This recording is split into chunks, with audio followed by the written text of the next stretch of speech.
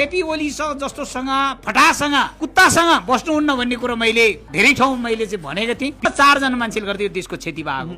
एक नम्बरमा केपी ओली, 2 नम्बरमा रमेश लेखाक, 3 नम्बरमा दीपक खड्का, 4 नम्बरमा आरजु देउबा। आलु समेत लगिया छ यहाँबाट। आलु समेत मैले लाउने कट्टु माथि नयाँ कट्टु 2-3 वटा चाहिँ फेर्न त्यो कट्टु समेत लगिदिया छ। कट्टु समेत लगिदिया छ। दीपक खड्काहरू जस्तो प्रकाशमान चाहिँ जस्ता यस्ता फटाहरू यो चाहिँ रमेश लेखाक जस्ता फटाहरूको क्रियाशील नै दिनुहुन्न पार्टी। दिनुहुन्न